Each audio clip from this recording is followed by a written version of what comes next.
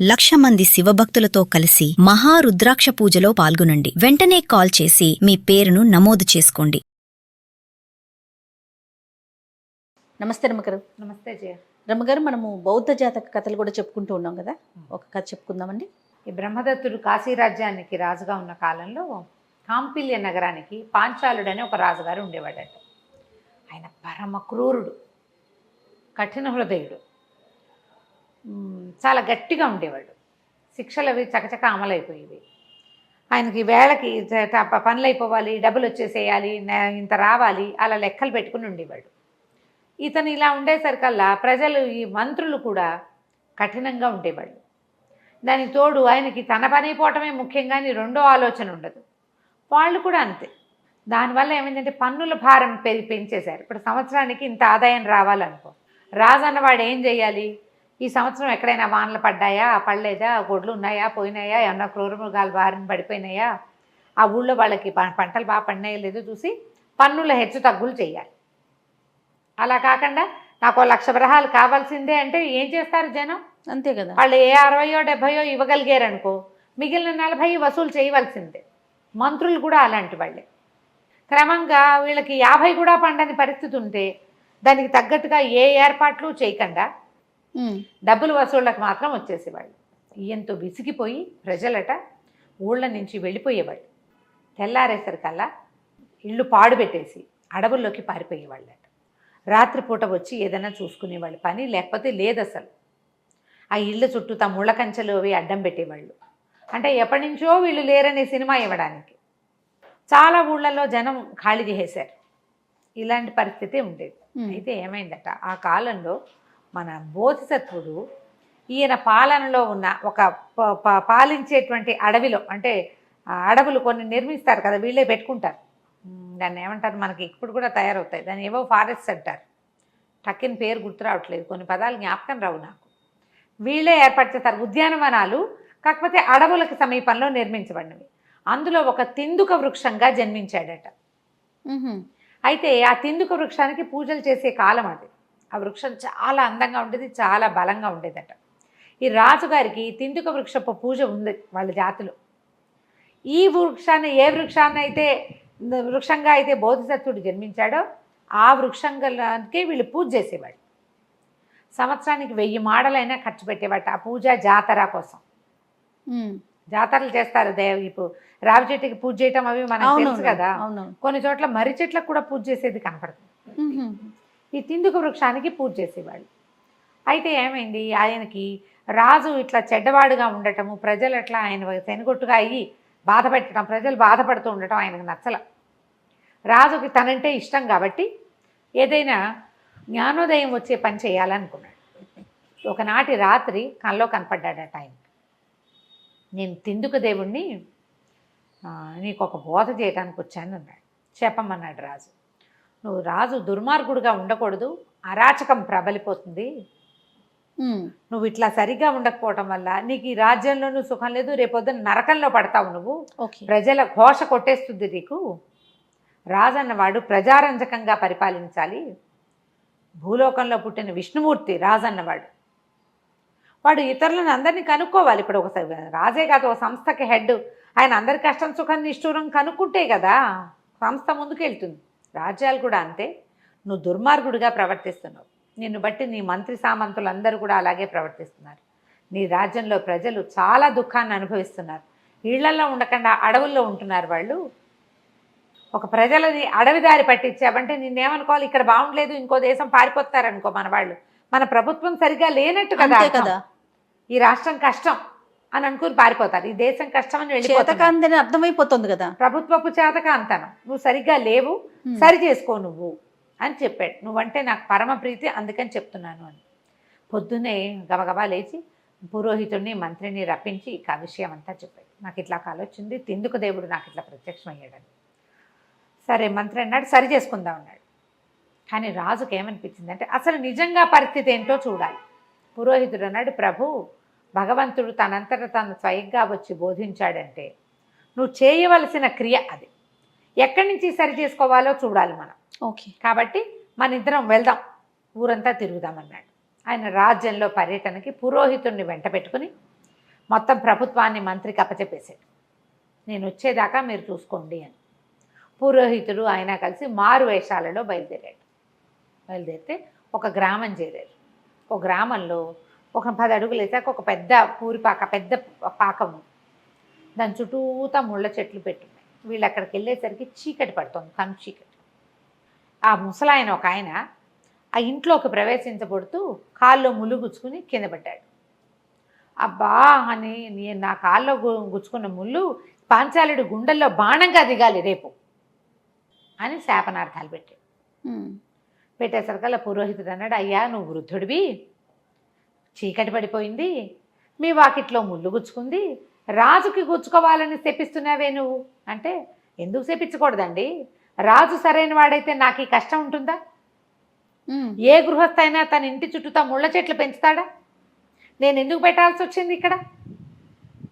రాజు సరైన వాడు కాకపోవడంతో మంత్రి సరైన వాడు కాలేదు, దండనాయకుడు సరైన వాడు కాలేదు, వాడి తాలూకు ఏ అధికారులు సరైన వాళ్ళు కాదు. మేము ఇంట్లో ఉండకుండా ఇల్లు పాడుపెట్టి ముళ్ళకంపలు మొలిచేసి మా ఇళ్లల్లో నేను అడవిలోకి వెళ్ళి బతకాల్సి వచ్చింది, భార్య పిల్లలతో సహా.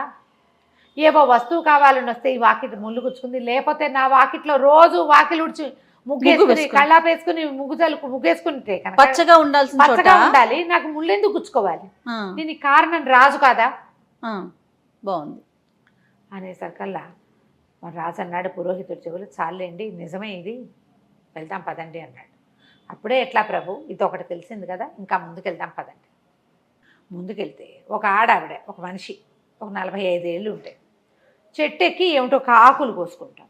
ఆకులు కోస్తుంది, ఢామని పడింది చెట్టు మీద నుంచి. అయ్యో, పడేసరికల్లా కింద పడి, ఓ నాయనా ఎంత దెబ్బ తగిలిందిరా దేవుడా అని ఆ పాంచాలరాజు పాపిష్టముండా కొడుకు వాడు నాశనం అయిపోను అని తిట్టాడు. పురోహితుడు అన్నాడు, ఏమమ్మా నువ్వు చెట్టు మించి పడ్డావు, ఆడదానివి నువ్వు ఎందుకు ఎక్కావు చెట్టు? చీరేసుకుని ఏ మగవాడో కోసి పెట్టేవాడు, ఎవరైనా సహాయం చేసేవాళ్ళు, నువ్వు చెట్టు మించి నువ్వు చేతకాక కింద పడి రాజుని తిడతావామా? రాజుకు శాపనార్థాలు పెట్టచ్చా? తప్పు కాదు అన్నాడు. అనేసరికి ఏం తప్పయ్యా, మా ఊళ్ళో జనం అంతా అడవిలోకి పారిపోయారు, నాకు 2 పెళ్ళిడికి వచ్చిన ఆడపిల్లలు ఉన్నారు, ఆ పిల్లల్ని తీసుకుని అడవిలో పోలేను నేను, పిల్లల్ని ఇంట్లో దాచిపెట్టి చుట్టూతా ముళ్ళ కంచెలు పెట్టి ఎవరూ లేరని భ్రమ కలిగించి నేనే చీకటి మాటం వచ్చి ఇట్లా ఆకులు అలమలు, పిల్లలకు ఆకులు కావద్దా? ఆకులు కావాలి, కట్టెలు కావాలి, ఎన్ని వస్తువులు ఉంటే మా కథ నడుస్తుంది? అన్నం తినడానికి ఆకులు కావాలా, విస్తళ్ళు, అందుకని చెట్టు ఎక్కా. రాజు సరైన వాడైతే మా గ్రామాధికారి సరైన వాడు అయ్యేవాడు కాదు. మా ఇంట్లో మగవాళ్ళు లేరు, 2 చిన్న ఆడపిల్లలు, పెళ్ళిడి పిల్లలు, నేను పెద్దదాన్ని. గ్రామాధికారి గ్రామ నౌకరితో కోయించి పెట్టేవాడు నాకు విస్తళ్ళు. రాజు సరిగ్గా లేడు, అధికారి సరిగ్గా లేడు, నేనేం చేయను? రాజును కాకపోతే ఎవరిని తిట్టమంటావయ్యా? సూరు అనిపించింది రాజుకి, వీళ్ళకి ఇంత చిన్న కష్టానికి కూడా నేనే కారణమైపోయానా? ఏం చేయటం? సరే నడవటం మొదలుపెట్టారు, ఎక్కడో పడుకున్నారు, తెల్లారు లేచారు, నడుస్తున్నారు. మనుషులు పెద్దగా కనిపించటల్లా, ఆహారం ఏదో కొంత ఏర్పరచుకున్నారు, గుర్రాల మీద తమకు అందేలాగా. మధ్యాహ్నం దాటిపోయింది వేళ, భోజనాలు వేళ దాటి వీళ్ళు తినేసి నడుస్తుంటే ఒక రైతు బక్కగా ఉన్నాడు, ఆయన పొలం దున్నుకుంటున్నాడు. చూస్తుండగానే నాగేటు కొర్ర ఏదో తగిలి ఎద్దు గత్త పడిపోగానే ఇతను ఏమన్నాడు, ఆ రైతు, నా ఎద్దు చచ్చిపోయినట్టే, ఏ యుద్ధంలోనూ బల్లెంతగా దిగాలి పాంచాలరాజు గుండెల్లో, ఇది ఎట్లా చచ్చిపోయిందో వాడు అట్లా చచ్చిపోవాలి, దిక్కుమాలి చావాలి వాడు అన్నాడు.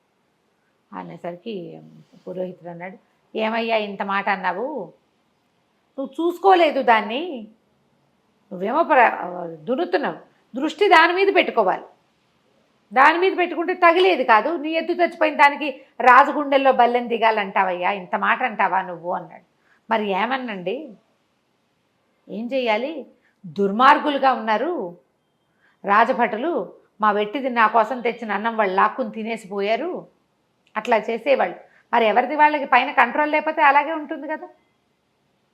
3 గంటలు దాటిపోయింది, 12:30 1 గంటకు అన్నం తినవలసిన వాడిని మధ్యాహ్నంలో పైన ఉన్నప్పుడు, అంటే అంకెల్ నేను చెప్తున్నా కానీ ఆ కాలంలో అంకెల్ లేవు కదా, సూర్యుడు మింటనున్నప్పుడు తినాలి, రెండో పక్కకి దిగిపోతున్నాడు, ఇంకా అన్నం లేదు, కడుపు దహించుకుపోతోంది, సహాయం వచ్చేందుకు మనుషులు లేరు, అందరూ అడవుల్లోకి పారిపోయారు. ఏదో నేను ఒకళ్ళు ఇద్దరం మేము చేసుకుందామంటే మాకు తెచ్చుకున్న గుప్పెడన్నాన్ని కూడా వీళ్ళు మింగేస్తారు.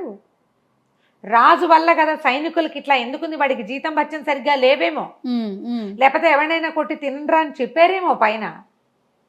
మమ్మల్ని రక్షించాల్సిన సైనికులే మమ్మల్ని భక్షిస్తున్నారు రాజు వల్ల. బల్లెం కాదు గుణపం దిగాలి అసలు వాడి గుండెల్లో అన్నాడు. రాజు బాగా బాధ వచ్చేసింది. వెళ్ళిపోదామని సరే ఒక చెరువు వైపుకి నడుస్తున్నారు వాళ్ళు. వెళ్ళిపోదాం అనుకున్నారు. మనం వెళ్ళి రాజ్యాన్ని సరిచేసుకుందాం, మంత్రుల్ని తర్వాత ఏమో అధికారుల్ని సరిచేద్దాం, రేపటి నుంచి ఇదంతా సరిచేయాలి.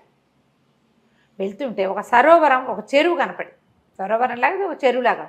ఆ చెరువులో కప్పల మీద నుంచి కప్పలు ఉన్నాయి, కప్పలు ఎగురుతుంటే కాకులు పైనుంచి వాలి బతుకున్న కప్పల్ని తింటున్నాయి పొడుచుకుని. ఆ కప్పలు కొన్ని కప్పలు పెకపెక అని శబ్దంతో తిడుతున్నాయి ఏవో. రాజపురోహితుడికి వాటి భాష అర్థమవుతుంది.